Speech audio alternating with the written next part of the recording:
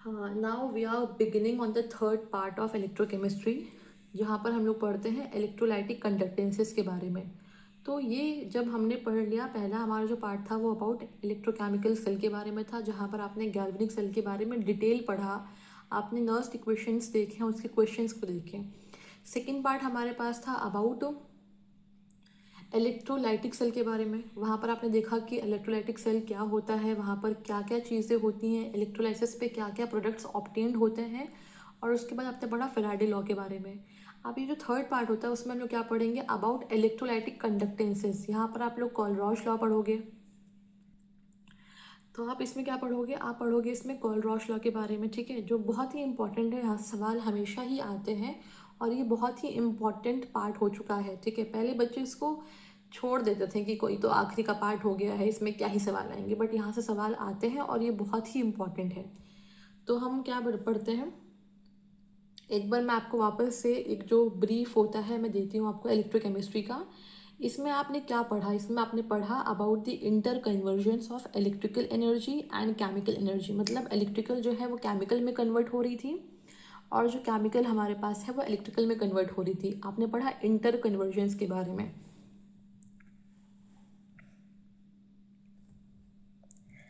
And the instrument which is use for this interconversion they are called cell. और जो instrument आप इसमें use कर रहे हो फॉर द इंटर कन्वर्जन, उसको हम लोग सेल बोलते हैं। सेल आपने पढ़ा दो टाइप का होता है, एक होता है गैल्वेनिक सेल और एक हमारे पास होती है गैल्वेनिक को वोल्टेइक सेल बोलते हैं, और एक हमारे पास होती है इलेक्ट्रोलाइटिक सेल। कंडक्टर्स जो होते हैं, कंडक्टर्स जो होते हैं वो दो तरह के होते हैं। पहला होता है मेटालिक कंडक्टर और दूसरा हमारे पास होता है इलेक्ट्रोलाइटिक कंडक्टर्स।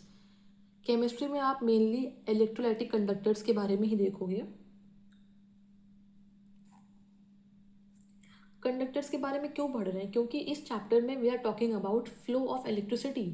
तो जहाँ पर भी करंट फ्लो होगा वहाँ पर कंडक्टर होना बहुत ज़रूरी होता है, ठीक है।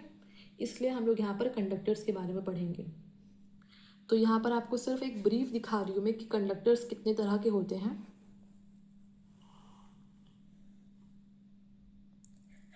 मेटालिक कंडक्टर्स में हमारे पास एग्जाम्पल से समझते हैं। मेटालिक कंडक्टर मतलब सारे के सारे मेटल हमारे पास जो होंगे वो इसमें आ जाएंगे। और इलेक्ट्रोलाइटिक कंडक्टर्स में हमारे पास क्या होते हैं, aqueous solution of acid, base and salt. जितने भी एक्वस सॉल्यूशन हमारे पास होंगे उनको हम लोग लेते हैं इलेक्ट्रोलाइटिक कंडक्टर्स में।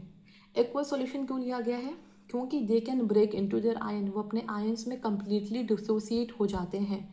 आप बहुत बार एक्वस लोगे, ठीक है, बहुत बार मॉल्टन और फ्यूज स्टेट भी लेते हैं हम लोग, ठीक है। बहुत बार सवाल में लिखा होता है मॉल्टन या फिर फ्यूज स्टेट ऑफ सॉल्ट। ये क्लियर हो गया। उसके बाद आप जानते हो कि अगर आप बात कर रहे हो अबाउट मेटालिक कंडक्टर्स, तो चार्ज कैरियर हमारे पास क्या होते हैं।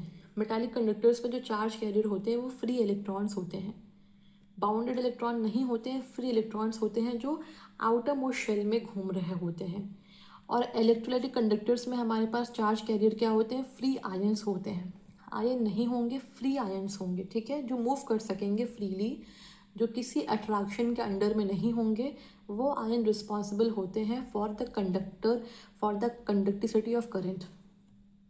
अब इसमें क्या होता है ना कि मेटालिक कंडक्टर्स में होता क्या है कि अगर आपने टेम्परेचर इंक्रीज़ किया तो जो रेजिस्टेंस होती है वो बढ़ जाती है। टेम्परेचर बढ़ाने पे रेजिस्टेंस बढ़ती है। तो ये क्यों होता है, when you are increasing temperature, metallic conductors में रेजिस्टेंस क्यों बढ़ जाती है, क्योंकि वाइब्रेशन ऑफ कर्नल, जो इनर मोस्ट इलेक्ट्रॉन हमारे पास होते हैं वो बॉन्डेड हैं, वो फ्री टू मूव नहीं होते हैं। तो they start vibrating eight their place. अगर वो अपने प्लेस पे वाइब्रेट करना शुरू कर देंगे तो जो इनकी काइनेटिक एनर्जी हमारे पास होगी वो बढ़ जाएगी। अब क्योंकि वो अपने प्लेस पे हिलना शुरू कर दिए हैं तो because of that they will create resistance. तो रेजिस्टेंस हमारे पास जो होगी वो अपने आप से बढ़ जाएगी, तो और करंट फ्लो जो हमारे पास होगा वो कम हो जाएगा। रेजिस्टेंस बढ़ने का मतलब क्या होता है, करंट फ्लो जो आपकी है वो कम हो रही है।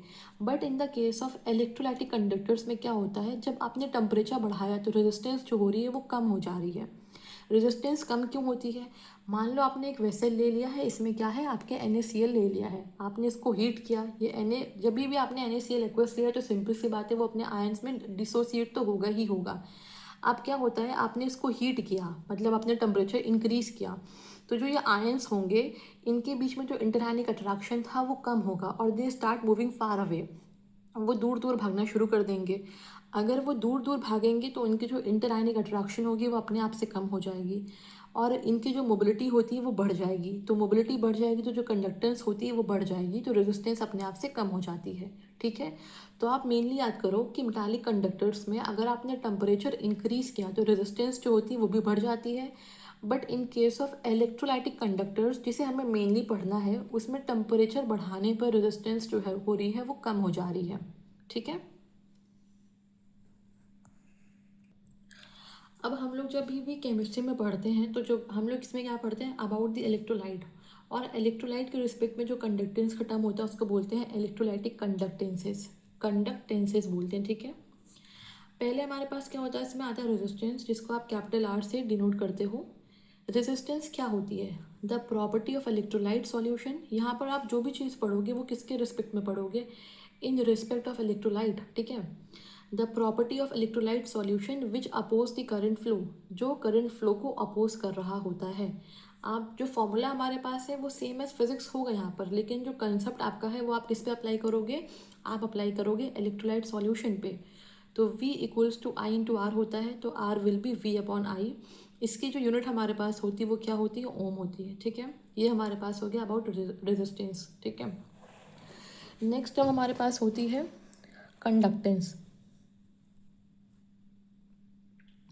कंडक्टेंस को हम लोग बोलते हैं कैपिटल G से दिखाते हैं। It represent the property of electrolyte solution which support the current flow. Resistance क्या थी, वो अपोज कर रही थी, और कंडक्टेंस क्या है, सपोर्ट करती करंट फ्लो को। तो ये क्या हो गया, इन्वर्स हो गया। तो कंडक्टेंस हमारे पास क्या हो गया, इन्वर्स ऑफ रेजिस्टेंस हो गया। तो जो इसकी यूनिट हमारे पास होती है वो भी इन्वर्स हो जाती है ओम की।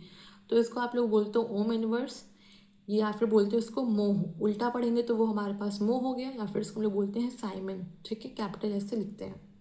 ये हो गया कंडक्टेंस। अब आपके पास होता है स्पेसिफिक रेजिस्टेंस, या फिर जिसको हम लोग रेजिस्टिविटी बोलते हैं।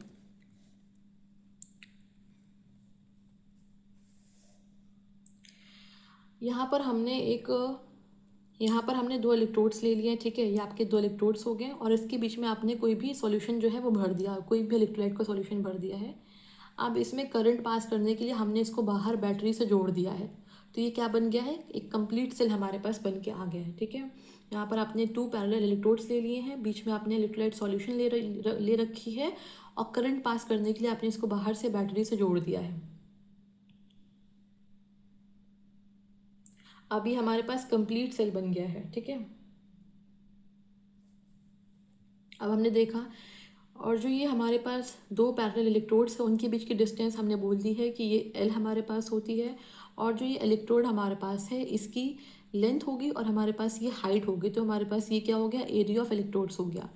तो आपने देखा कि रेजिस्टेंस जो होती है वो लेंथ के प्रोपोर्शनल होती है और एरिया के इनवर्स रिलेशन में होती है।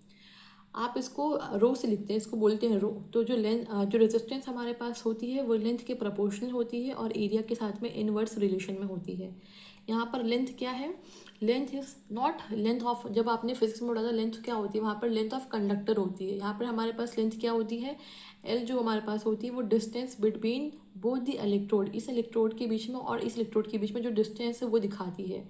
और एरिया हमारे पास जो होती है, area of cross section of dipped electrode. यहाँ पर हम इसे डिप्ड क्यों बोल रहे हैं, क्योंकि अगर आपने सॉल्यूशन यहाँ पर हाफ ले रखा होगा तो उसमें हमारे पास जो एरिया हो जाएगी वो क्या हो जाएगी, A/2 हो जाएगी। तो ये हमारे पास क्या होती है, ये area of cross section of dipped electrode, जितने इलेक्ट्रोड हमारे पास इलेक्ट्रोलाइट सॉल्यूशन में डिप्ड होंगे उसकी एरिया बताती है ये। ठीक है,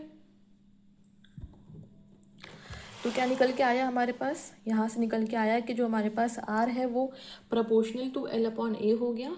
हम लोग प्रोपोर्शनैलिटी को हटाएंगे तो यहाँ पर हमारे पास हो जाएगा R equals to row L/A। तो रो कितनी हो जाती है, R/L/A हो गई हमारे पास। इसकी यूनिट हमारे पास क्या होती है, ओम सेंटीमीटर होती है, या फिर आप इसको ओम मीटर होती है। बट केमिस्ट्री में जितने भी आप यूनिट्स होंगे वो ओम सेंटीमीटर में ही लोगे हमेशा, क्योंकि आप कोई डिस्टेंस बहुत लंबा सड़क नापने नहीं जा रहे हो।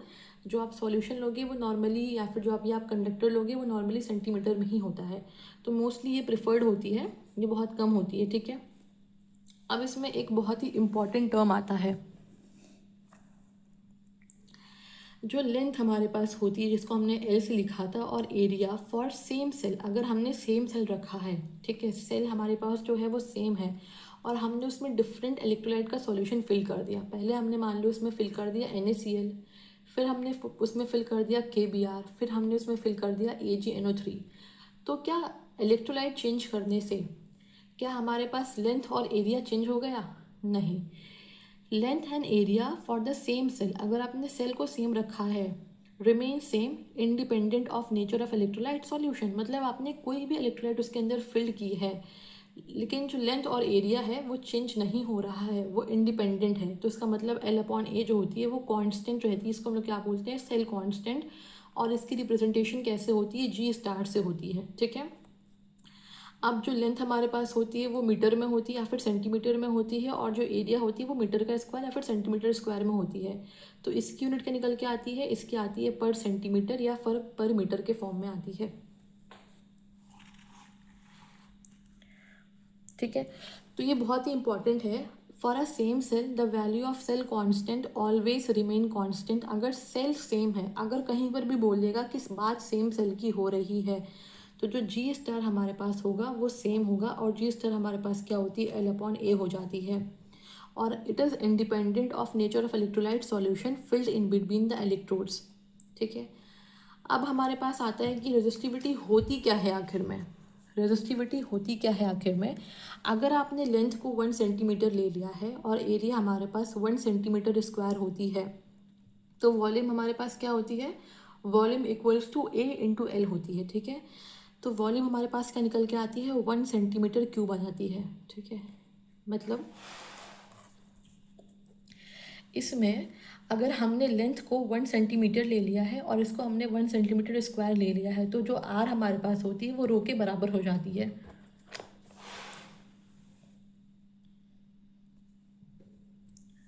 तो हमारे पास क्या हो गया? R जो हमारे पास होगी वो रो के बराबर हो जाती है। इसका मतलब क्या हो गया? जो रेजिस्टिविटी होती है represent the resistance of 1 centimetre cube of electrolyte solution.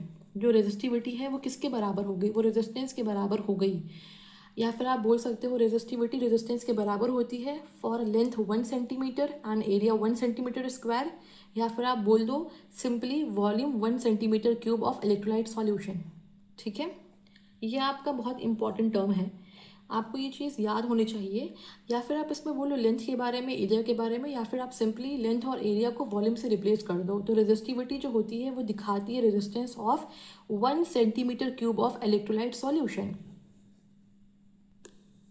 हमने पढ़ लिया अबाउट स्पेसिफिक रेजिस्टेंस, जो पुराना नाम था, और रेजिस्टिविटी जो है वो अभी नया नाम होता है। उस तरह हम पढ़ेंगे स्पेसिफिक कंडक्टेंस या फिर कंडक्टिविटी, और इसका रिप्रेजेंटेशन होता है स्मॉल k का। इसको हम लोग कापा भी बोलते हैं। तो जिस तरह हमारे पास जो कंडक्टेंस थी वो इन्वर्स ऑफ रेजिस्टेंस थी, वैसे ही जो कंडक्टिविटी होती है वो इन्वर्स ऑफ रेजिस्टिविटी होती है। तो इसकी यूनिट हमारे पास क्या होती है? पर ओम पर सेंटीमीटर, या फिर साइमन पर सेंटीमीटर, या फिर मो पर सेंटीमीटर होती है। तो यहाँ पर जैसे हम वैल्यूज़ को रखेंगे तो के हमारे पास पहले हमारे पास क्या हो गया? के इक्वल्स टू 1/रो हो गया, और वैल्यू ऑफ रो हमारे पास क्या होती है? R × A/L हो जाती है, ठीक है। यहाँ पर हमने रखा वैल्यू को। अगर हम इसको हल्का सा डिसोसिएट करें अपने, मतलब इसको हम लोग अलग करें, तो अगर हमने इसको क्या नाम है के को 1/R कर दिया और इंटू L/A कर दिया, तो L/A हमारे पास क्या होती है? सेल कांस्टेंट होती है, जिसको हम लोग G* से रिप्रेजेंट करते हैं। और 1/R हमारे पास क्या होती है? G होती है, जिसको हम लोग कंडक्टेंस, G होती है जिसको हम लोग कंडक्टेंस बोलते हैं। तो यू कैन राइट जो के हमारे पास हो गया G × G* के बराबर हो गया, ठीक है। तो अब यहाँ पर हमारे पास क्या होता है? कंडक्टेंस जो हमारे पास होती है, conductance of 1 centimetre cube of solution represent the specific conductance और कंडक्टिविटी। सेम एज रेजिस्टेंस जो आपने पढ़ा था, वहाँ पर आप इसको बोलोगे conductance of 1 centimetre cube of solution जो होती है वो रिप्रेजेंट करती है स्पेसिफिक कंडक्टेंस और कंडक्टिविटी को, ठीक है।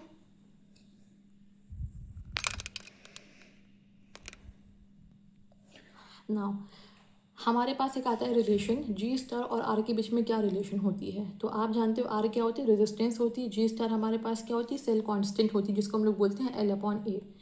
तो R हमारे पास हो गया रो L/A, मतलब ये हमारे पास क्या हो गया? G* हो गया। और रो के प्लेस में वी कैन राइट 1 अपॉन कापा, ठीक है। के हमारे पास जो होती है वो कंडक्टिविटी दिखाती है, इसको हम लोग कापा बोलते हैं। तो 1/k हो गया, यहाँ पर L/A हो गया, 1/k और G स्टार हमारे पास हो गया। तो G star equals to RK हो गया। G स्टार किसके बराबर हो गया? RK के बराबर हो गया। तो इसको आप कैसे मेमोराइज करोगे? फ्रॉम गोरा RK। G स्टार मतलब गोरा हो गया, और RK मतलब आप बोल रणबीर कपूर के बारे में बात हो रही है कि वो गोरा है, ठीक है। तो आपने बोल दिया गोरा RK, ठीक है। ये सिर्फ मेमोराइज करने के लिए, यहाँ पर कोई डिस्क्रिमिनेशन काला गोरे की बात नहीं हो रही है, सिर्फ याद करने के लिए हो रही है, ठीक है। उस पर फोकस करो सिर्फ। यहाँ पर कुछ इंपॉर्टेंट कन्वर्जन्स होते हैं जो आपको पता होना बहुत ज़रूरी होता है आपके सवाल करने के लिए। तो पहला हम पढ़ेंगे कि जब भी बात होती है 1 सेंटीमीटर क्यूब की, तो 1 सेंटीमीटर क्यूब को हम लोग 1 ml भी बोलते हैं, या फिर उसको हम लोग 1 क्यूबिक सेंटीमीटर बोलते हैं। तो जब भी बात होगी 1 centimetre cube is equal to 1 ml equals to 1 cubic centimetre हो गया। ये क्लियर हो गया। फिर हमारे पास बात होती है कि 1 लीटर में 1000 सेंटीमीटर क्यूब होता है। 1 लीटर में हमारे पास क्या होती है? 1000 सेंटीमीटर क्यूब होती है। सेकेंड आपके पास ये क्लियर हो गया। अब हमारे पास क्या होता है? 1 मीटर क्यूब में 1000 लीटर होते हैं, और आप जानते हो कि 1 लीटर में हमारे पास कितनी होती है? 1000 सेंटीमीटर क्यूब होगी, तो 1000 में कितनी होगी? 10⁶ सेंटीमीटर क्यूब हो जाएगी। तो यहाँ से आपके पास ये क्लियर हो गया। आप इसको नोट डाउन कर लो और आप इसे बार बार रेफर करो क्वेश्चंस के लिए, तो आपकी जो चीज़ें होंगी आपको याद हो जाएंगी। फिर हमारे पास 1 डेसीमीटर क्यूब जो हमारे पास होती है वो 1 लीटर के बराबर होती है, और आप जानते हो 1 लीटर में कितने होते हैं? 1000 सेंटीमीटर क्यूब होते हैं, ठीक है। तो ये भी आपका क्लियर हो गया। ये आपके कुछ बेसिक कन्वर्जन फैक्टर्स होते हैं जो आपको याद होने बहुत ज़रूरी होते हैं। नाउ वेरी इंपॉर्टेंट जो है वो क्या है? Molar conductivity. इस चैप्टर के लिए बहुत ही इंपॉर्टेंट फैक्टर होता है। इसको हम लोग लिखते हैं लैम्डा एम। ये कौन सी लैम्डा होती है? ये लैम्डा ये वाली नहीं होती है, ये होती है हमारे पास ग्रीक लैम्डा, उल्टा वी हमारे पास होती है, ठीक है। तो जब भी बात होगी मोलर कंडक्टिविटी की, तो हमारे पास ये क्या दिखाती है? तो मोलर कंडक्टिविटी जो होती है वो रिप्रेजेंट करती है conductance of all the ion produce by 1 mole of electrolyte in a given volume of solution. और गिवन वॉल्यूम को आपने क्या बोल दिया? V centimetre cube of solution. तो कंडक्टिविटी में और मोलर कंडक्टिविटी में क्या डिफरेंस आपने देखा? कंडक्टिविटी में आपने देखा कि conductance of 1 centimetre cube of solution जो होती है उसको कंडक्टिविटी बोलते हैं, और यहाँ पर बात हो रही है 1 मोल की। मोल के अलावा क्या बात हो रही है यहाँ पर? तो चलो 1 मोल की बात तो हो ही रही, क्योंकि मोलर हमारे पास हो गया। कंडक्टिविटी में हम लोग क्या बोल रहे थे? Conductance of 1 centimetre cube of solution क्या थी हमारे पास? Conductance of 1 centimetre. यहाँ पर ये क्या थी? स्पेसिफिक 1 की बात हो रही थी। और मोलर में किसकी बात हो रही है? हाँ, मोल के अलावा क्या है यहाँ पर? गिवन वॉल्यूम है, मतलब it can be V centimetre cube of solution. यहाँ पर ये 1 स्पेसिफिक नहीं होके कोई भी वॉल्यूम हो सकता है। It can be 1 also, it can be 10 also, it can be 100 also. तो ये हमारे पास कंडक्टेंस होती है all the ion produced by 1 mole of electrolyte in a given volume. यहाँ पर जो वॉल्यूम है वो फिक्स ना, 1 ना होके, फिक्स ना होके क्या है? V है, कोई भी वॉल्यूम हो सकता है, ठीक है। क्लियर है? अब हम बोलेंगे कि अगर इसका डेरिवेशन देखें कि इसका फॉर्मूला जो है वो कैसे डराइव हो रहा है, तो हम बोलेंगे लेट 1 मोल इलेक्ट्रोलाइट जो होती है वो 1 सेंटीमीटर क्यूब सॉल्यूशन में प्रेजेंट है, ठीक है। अगर हम लोग बात करेंगे कि 1 मोल इलेक्ट्रोलाइट हमारे पास 1 सेंटीमीटर क्यूब में है, हमने 1 को क्या, इसको वॉल्यूम को कितना कर दिया? 1 कर दिया। तो इसका मतलब हमारे पास जो मोलर कंडक्टिविटी होगी वो किसके बराबर होगी? कापा के बराबर हो गई। जो हम लोग पढ़ के आए थे कि जब हमारे पास वॉल्यूम को हम लोग ने स्पेसिफिक 1 कर दिया तो उसको हम लोग क्या बोलते हैं? कंडक्टिविटी बोलते हैं। तो यहाँ पर बोला गया है कि लेट 1 मोल इलेक्ट्रोलाइट हमारे पास जो है वो प्रेजेंट है 1 सेंटीमीटर क्यूब सॉल्यूशन में, तो जिसको हम लोग बोलते हैं मोलर कंडक्टिविटी। और क्योंकि वॉल्यूम हमारे पास यहाँ पर क्या है? 1 है, तो हम लोग इसको बोल सकते हैं lambda M equals to kappa, ठीक है। तो therefore 1 mole electrolyte present in V centimetre cube solution में हमारे पास क्या होगी? तो it will be K into V हो जाएगा, विच विल बी V हमारे पास किस में होगा? सेंटीमीटर क्यूब में, ठीक है। 1 मोल हमारे पास किस में थी? कापा में। तो V मोल हमारे पास कितनी होगी? कापा इंटू वी हो जाएगा हमारे पास, फॉर्मूला ऑफ मोलर कंडक्टिविटी में। अब क्या होता है ना, सवाल में हमें वो वॉल्यूम नहीं दे रखा होता है, सवाल में हमें वो वॉल्यूम नहीं देता है, वो हमें कॉन्सेंट्रेशन के टर्म्स में सवाल में देता है वैल्यूज़ को। तो यहाँ पर वी हमारे पास है, ओरिजिनली हमारे पास यहाँ पर वी है क्या, वी क्या होती है, volume of solution containing 1 mole of electrolyte है। वी केवल वॉल्यूम नहीं है, volume of solution containing 1 mole of electrolyte होती है यहाँ पर। और हमें क्वेश्चन में बहुत बार जो वॉल्यूम नहीं दे रखा होता है वो हमें उसको कॉन्सेंट्रेशन के टर्म में या फिर मोलारिटी के टर्म्स में ही वैल्यूज़ को दे रखा होता है। तो हम लोग देखेंगे रिलेशन हमारे पास क्या होती है, relation between mole and volume मतलब मोलारिटी। ठीक है, मोल में क्या होती है, मोलारिटी हमारे पास क्या होती है, molarity equals two moles upon volume of solution in litre होता है ना। तो यहाँ पर आप इससे आप फाइंड कर सकते हो कि यहाँ से आप इसको मोलारिटी के टर्म में एक्सप्रेस कर सकते हो। तो हम जानते हैं मोलारिटी क्या होती है, moles of electrolyte present in 1 litre of solution, और 1 लीटर को आप बोल सकते हो 1000 सेंटीमीटर क्यूब ऑफ सॉल्यूशन। ठीक है, क्योंकि हम लोग केमिस्ट्री में हर जगह लीटर ही यूज़ करते हैं, बट इस चैप्टर में we are using centimetre cube for volume. Volume के लिए हम लोग यहाँ पर क्या यूज़ करते हैं, सेंटीमीटर क्यूब यूज़ करते हैं। ठीक है, तो हमारे पास मोलारिटी क्या होती है, moles of electrolyte present in 1 litre solution और 1000 सेंटीमीटर क्यूब सॉल्यूशन। तो 1 मोल ऑफ इलेक्ट्रोलाइट हमारे पास कहाँ पर होगी, 1000 अपॉन एम हो जाएगी, it will be 1000 upon M हो जाएगी, 1000 upon M centimetre cube of solution. तो v के प्लेस पे you can write 1000 upon M. ठीक है, तो यहाँ पर हमारे पास v के प्लेस पे you can write 1000 upon M, और आप इसको यहाँ पर पुट करोगे, वापस यहाँ पर पुट करोगे तो क्या आता है, मोलर कंडक्टिविटी निकल के आती है हमारे पास क्या है, lambda M equals to K into 1000 upon M. तो 1000 अपॉन एम क्या हमारे पास है, ये हमारे पास बेसिकली वॉल्यूम होती है of solution containing 1 mole of electrolyte की। ठीक है, अब इसकी यूनिट हमारे पास क्या निकल के आती है, जो कंडक्टिविटी होती है उसकी हमारे पास यूनिट क्या होती है, साइमन पर सेंटीमीटर होती है, या फिर आप बोलते हो मो पर सेंटीमीटर हमारे पास होती है।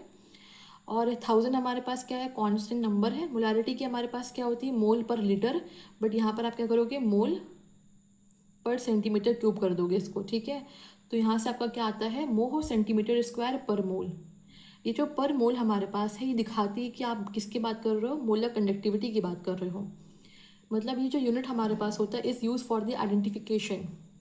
ठीक है, ये बहुत ही इंपॉर्टेंट फॉर्मूला है। जो मोलर कंडक्टिविटी हमारे पास होती है equals to K into 1000 upon M होती है, और जो ये टर्म हमारे पास है 1000 अपॉन एम, ये क्या है, ये हमारे पास वॉल्यूम ऑफ सॉल्यूशन होती है कंटेनिंग 1 मोल ऑफ इलेक्ट्रोलाइट होती है। ठीक है, तो हमने क्या वापस से इसको नोट करेंगे कि lambda M equals to K into 1000 upon M हो रही है, और ये हमारे पास क्या है, volume of solution in M L और centimetre cube containing 1 mole of electrolyte होती है। ये हमारे पास हो गया इसका फॉर्मूला। अब एक चीज़ मैं आपको बताऊंगी फॉर न्यूमेरिकल पर्पस, कि अगर सवाल में जैसे आपने देखा ना कि आपके पास ये मोल 1000 अपॉन एम हमारे पास है और कंडक्टिविटी आपके पास है। ठीक है, ये हमारे पास किस में है, सेंटीमीटर में दे रखा हुआ है, सेंटीमीटर क्यूब में दे रखा हुआ है। बट अगर आपको सवाल में कापा की जो वैल्यू हो साइमन पर मीटर में दे रखी हो, तो आप क्या करोगे, तो उस केस में ये फॉर्मूला आपका अप्लीकेबल नहीं होगा, क्योंकि यहाँ पर हमारे पास कंडक्टिविटी किस में होती है, साइमन पर सेंटीमीटर में है। ठीक है, और अगर सवाल में आपके पास कापा की वैल्यू साइमन पर मीटर में होगी, तो आप क्या करोगे, आप इस टर्म को चेंज कर दो पहले से ही, अपने ईज़ के लिए, अपने कैलकुलेशन ईज़ के लिए आप इस टर्म को पहले से ही चेंज कर दो फॉर मीटर के लिए। तो आपने देखा कि यहाँ पर आपने देखा था पहले से ही कि 10 की पावर 6 सेंटीमीटर क्यूब हमारे पास जो थी वो 1 मीटर क्यूब के बराबर थी। ठीक है, आप इसको ही यूज़ करोगे, और यहाँ पर आप क्या करोगे, आप करोगे कि 10 की पावर 6 सेंटीमीटर क्यूब जो हमारे पास है वो 1 मीटर क्यूब के बराबर होती है। तो 1 सेंटीमीटर क्यूब हमारे पास क्या हो गया, 1 अपॉन 10 की पावर 6 मीटर क्यूब हमारे पास हो गया। तो v सेंटीमीटर क्यूब हमारे पास क्या होगी, v अपॉन 10 की पावर 6 मीटर क्यूब। तो आप क्या करना है, आपको इस v को कन्वर्ट करना है मीटर क्यूब में, तो आप इसको क्या कर दोगे, डिवाइड कर दोगे आप बाई 10 की पावर 6 से। तो इस चीज़ को आप यहाँ पर रखोगे तो आपके पास क्या आती है, k into 1000 upon M into 10 की पावर 6। अब ये हमारे पास जो वॉल्यूम हमारे पास है वो किस में आ गया, वॉल्यूम आ गया हमारे पास इन मीटर क्यूब में। तो जब भी आपके पास क्वेश्चन में कापा जो होगी वो साइमन पर मीटर में दे रखी होगी, तो आपको वॉल्यूम लिखना पड़ेगा 1000 अपॉन एम इंटू 10 की पावर 6, क्योंकि अब ये वॉल्यूम हमारे पास किस में होगी, मीटर क्यूब में हो जाएगी। ठीक है, तब आपका सवाल का जो आंसर होगा वो सही होगा। वरना अगर आपने 1000 अपॉन एम कर दिया तो 1000 अपॉन एम जो हमारे पास होती है वो किसके लिए होती है, 1000/m जो होती है volume of solution for 1 ml और 1 cm³ के लिए होती है, मीटर क्यूब के लिए नहीं होती है। अगर आपके पास कापा मीटर में दे देगा तो you have to use this formula for calculation purpose या न्यूमेरिकल के लिए आप इसको यूज़ करोगे। ठीक है, क्लियर है, नोट कर लो इसको एक बार।